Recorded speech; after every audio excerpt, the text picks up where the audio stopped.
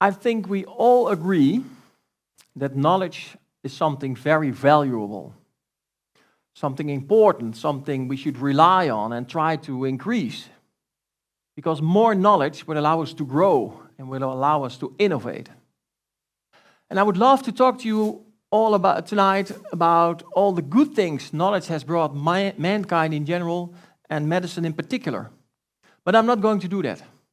Because today there's something more important and especially something more urgent we need to talk about. Today I want to talk to you about the dark side of knowledge. I'm going to talk to you about nocebo. And don't worry, I'll explain nocebo later on in great detail. But first, I'd like to do an experiment. An experiment in which I'm going to ask you to use your imagination. Are you ready? Let's go.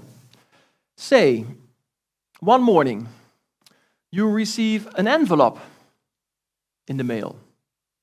A special envelope. It's securely sealed and it's addressed to you. And there's a message printed in clear, bold letters. This envelope contains important information about the rest of your life. And it turns out that all other adults receive an exact same envelope. And now we come to the first part of our experiment. What would you do? Would you open the envelope? Would you leave it securely sealed? Maybe throw it away? You decide to open the envelope. And in the envelope, you find a string. A nice string, quite a nice string, a tad red string. And it turns out that all other envelopes contained a string as well. But the strings differed in length. Some strings were short and other strings were long. And it took smart scientists no time to figure out that long strings corresponded to a long life. Those who received a long string had a long life, and the ones who received a short string had a shorter life. And now we come to the actual experiment. What would you do? Or, more specific, how would precise knowledge about the rest of the length of your life influence the rest of that life? Would you just continue your life, or would you make dramatic changes in your daily routine? Would you, for example, have come to this meeting if the length of your string tells you that you're going to die next Wednesday? I did not come up with this experiment myself. It was Miriam who came up with the experiment.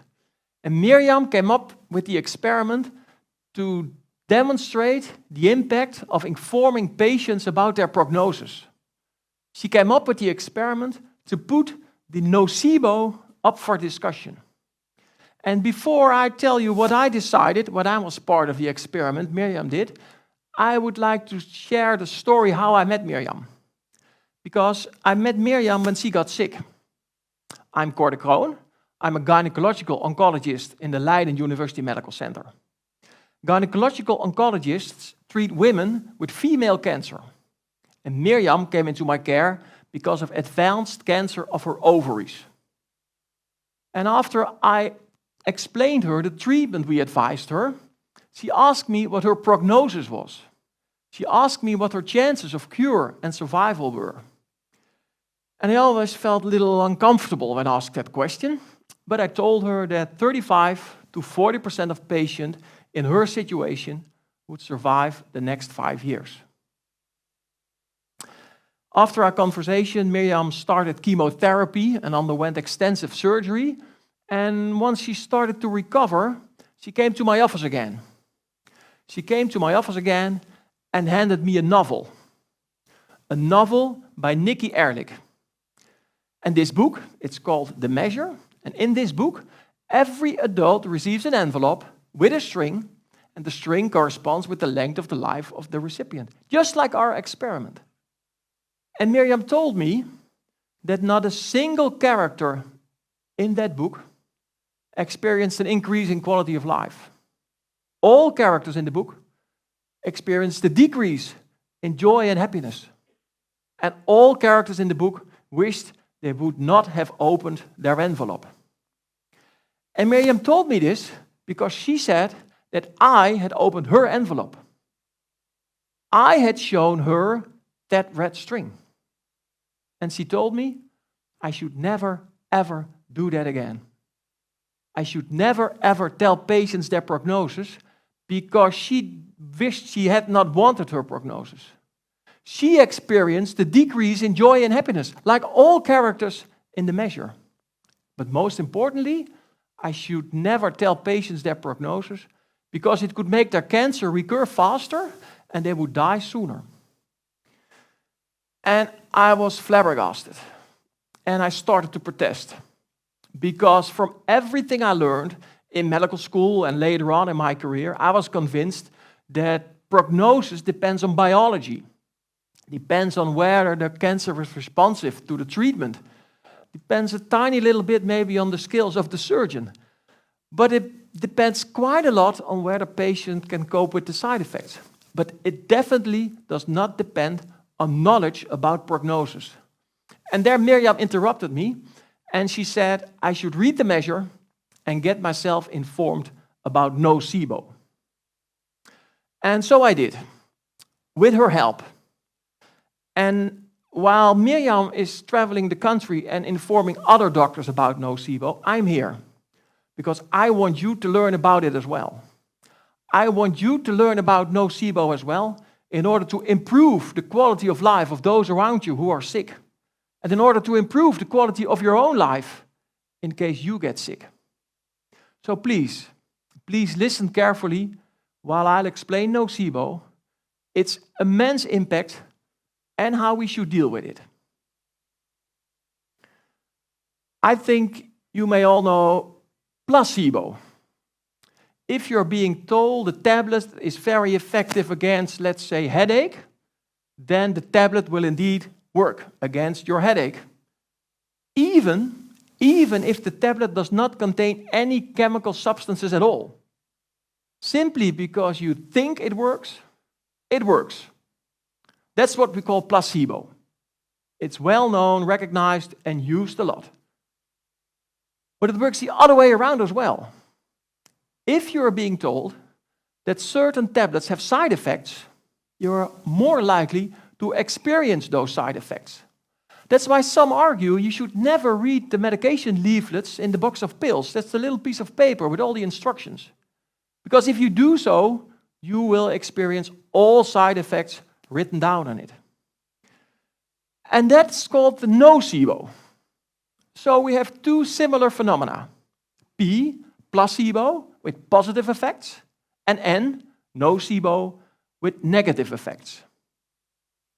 But while patients taking the fake tablets experience almost as much relief of symptoms as patients taking the real tablets, patients taking those fake tablets experience the same number of side effects, and these side effects are just as severe as patients taking the real tablets.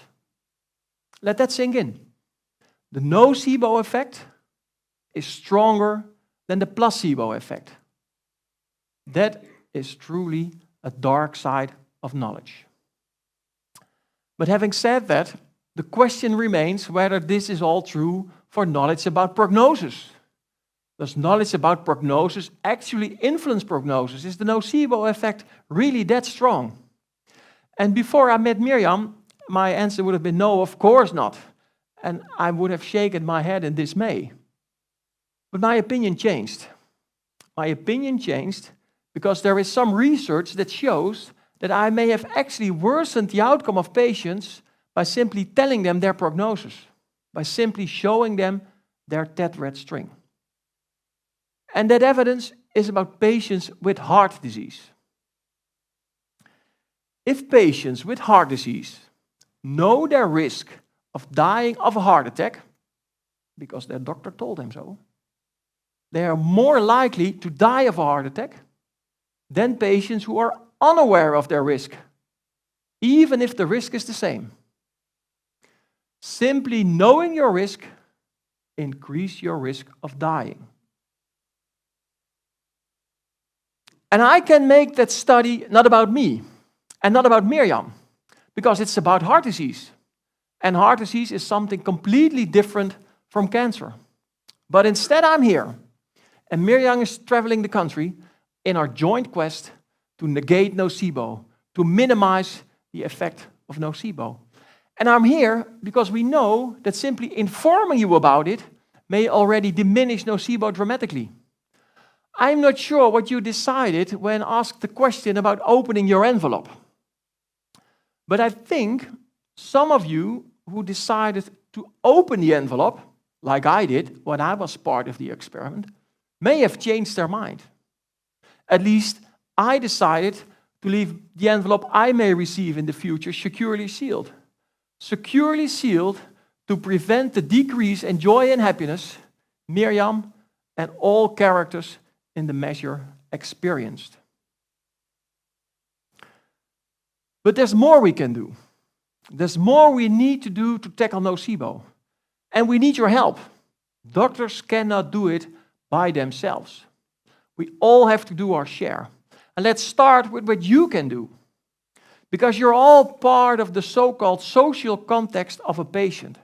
You're all a brother, a sister, a neighbor, or a colleague of a patient. And it is well known that the social context of patients may dramatically increase nocebo. By focusing on the negative aspects and telling horrible medical stories, you increase the nocebo effect. So if your neighbor informs you that he has to undergo surgery next week, don't start talking about the complications your sister had when she had surgery recently. Instead, ask if there's anything you can do to help, and talk about the relief of symptoms he may have after the procedure, and about the symptoms and about the quality of our healthcare. And there's one thing you should stop doing, one more thing you should stop doing, and that is demonstrate pity where sympathy is needed. Despite good intentions, demonstrating pity may worsen the outcome of the people you're talking to, because it amplifies nocebo. And it's so easy to demonstrate pity. Oh, I feel so sorry for you, and put your hand for your mouth and gaze away, are all reflections of demonstrating pity. Instead, use phrases like, that sounds like a challenging situation. Is there anything I can do to help? Maintain eye contact and nod. And most importantly, stay focused on what the other person is telling. And don't interrupt. There's a lot doctors can do as well. Of course, we should as well learn which phrases to use and which to avoid. But what we also should do is become trustworthy. Because we know that if patients lack trust in general or lack trust in their health situation, they start doubting everything they have been told and stay focused on the negative aspects only. So what we should do is become more trustworthy. Familiarize ourselves with our patient. Really get to know them. General practitioners show that it's easy and very effective. And the simple fact that patients rely so heavily on the opinion of the general practitioner, even with regards to advices given by medical specialists, prove I'm right. So what medical specialists should do to minimize nocebo is behave a bit more like a general practitioner.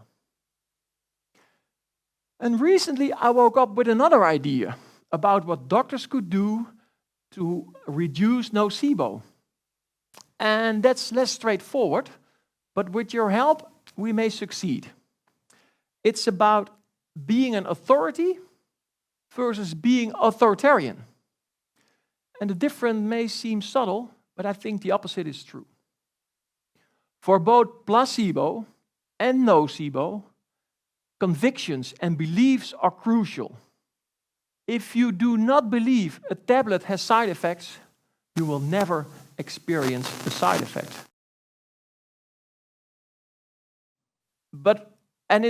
If you're an authority, if you're knowledgeable, if you're an expert in the field, you're very effective in convincing patients. and also amplifying the consequent nocebo and placebo. But once an authority starts behaving authoritarian, put her or himself on the pedestal and create social and psychological distance, nocebo increases while placebo decreases. So in our way of trying to minimize nocebo without reducing placebo, we have to create authorities which do not behave authoritarian. Authorities which step down from the pedestal and decrease distance. And that's not very easy because most medical specialists feel pretty comfortable being a little authoritarian.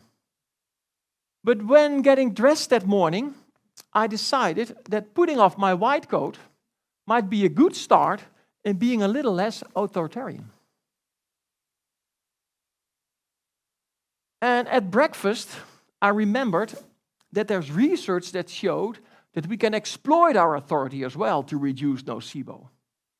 We can exploit our authority by informing you, of course, like I'm doing, but there's more. We should also exploit our authority by explaining that the knowledge we have, the knowledge which gives our authority, is based on large groups, on the means of large groups, and explain that not a single individual is the exact mean of a large group. So we should dare to doubt, we should be less firm, and we should challenge our knowledge and our authority and put it into perspective. Put it into perspective of each individual patient. And there you can help. Ask us to do so. Ask us to exploit our authority and put it in perspective in your situation. Ask what our knowledge means for your unique individual situation. And I think that conversation, in that conversation, authority will flourish and authoritarianism will evaporate. I think in that conversation there will be very little nocebo. There's one question that remains. Will that conversation be more effective if I put on my white coat again? Dear social context of patients, we talked about nocebo, and we talked about the immense impact on the quality of life of patient and on your quality of life in case you get sick. But we also discussed solutions. So please stop demonstrating pity and ask us to exploit our authority. Put our knowledge into your perspective. Then I will ask my fellow doctors to become more trustworthy and be a little less authoritarian. And I will ask them to not show you your TED string. By doing so, we may increase the length of our life, but we will definitely increase the quality of our life. By doing so, we will make our TED string more beautiful.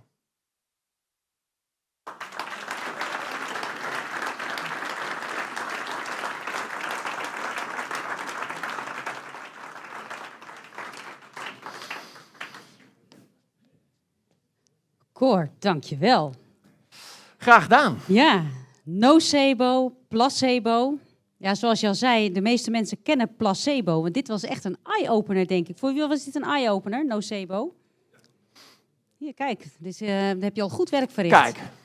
En dit is dus al de eerste stap in het verminderen van het effect. Ja, dat bedoel ik. Ja. Dat is echt gewoon hartstikke mooi. Maar ongetwijfeld zullen er hier ook nog wel wat kritische mensen in de zaal zitten die denken, ja, Cor, zeg je allemaal wel zo, is het eigenlijk wel wetenschappelijk bewezen? Ja, dat is natuurlijk altijd ingewikkeld. Nou ja, dat hangt vanaf wat je wetenschappelijk bewezen vindt. Het is niet, er zijn geen grote gerandomiseerde studies waarin sommige mensen heel veel nocebo hebben gekregen en andere mensen niet. En dat kan ook niet. Dat is ethisch onverantwoord.